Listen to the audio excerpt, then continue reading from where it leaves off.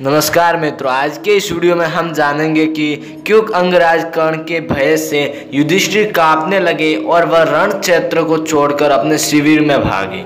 तो ऐसा क्या कारण था, ये सब जानने के लिए आप हमारे वीडियो के साथ में बने रहिए अंत तक।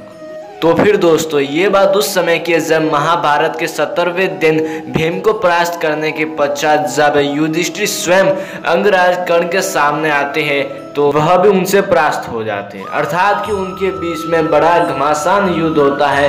इस युद्ध का परिणाम ये निकलता है कि युधिष्ठिर बुरी तरह से घायल हो जाते हैं और युधिष्ठिर देखते हैं कि अंगराज कर्ण पूरे क्रोध और विकराल रूप के साथ में उनकी तरफ बढ़ रहे हैं और यह सब देखकर युधिष्ठिर भय से कांप उठते हैं। वह सोचते हैं कि अब उनके पराजय निश्चित है, किंतु वह इसी के साथ में एक और सोच में पड़ जाते हैं कि अंगराज कर्ण के पास में उनके प्राण लेने के कई मौके हैं, लेकिन फिर भी उनके प्राण नहीं ले रहे। लेकिन इसके साथ में ही वह बुरी तरह से घायल हो जाते हैं, जिस कारण से वह भय के मारे उस स्थान को छोड़कर शिविर में भाग जाते हैं। युद्ध स्थल को पीठ दिखाते हुए बस अपने शिविर में जा बसते हैं।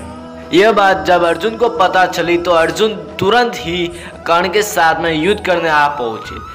लेकिन दोस्तों, अंगराज कर्ण के विकराल रूप के सामने उस दिन उनकी भी नहीं चली।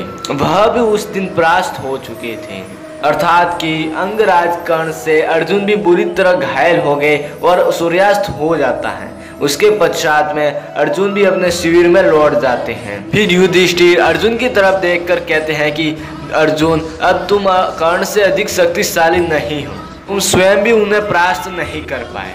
इस पर अर्जुन को क्रोध आ जाता है, जिसके पश्चात श्री कृष्ण दोनों को शांत कर देते हैं। लेकिन क्रोध में आकर अर्जुन फिर अंगराज कर्ण के शिविर में चले जाते हैं उन्हें युद्ध के लिए ललकारने, लेकिन फिर भी उनके शिविर में भी उन्हें धूल चटा दी, अर्थात कि उनके शिविर में जाकर उन पर जब प्रहार किया गया तो कर्ण ने उन्हें परास्त कर दिया और समाधान देते हुए उन्हें वापस शिविर में लौटने पर मजबूर कर दिया, जिससे अब अर्जुन निशस्त्र अपने शिविर की तरफ लौट आया।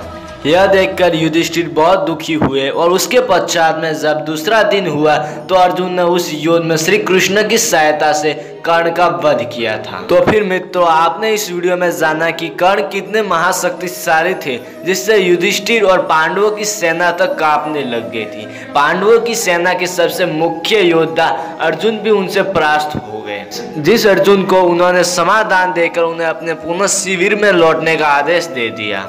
तो फिर दोस्तों, आज के लिए इतना ही। फिर मिलते हैं अगले वीडियो के साथ में। अगर आपको वीडियो पसंद आया हो तो कृपया like, comment, share and subscribe करना बिल्कुल ही ना भूलें।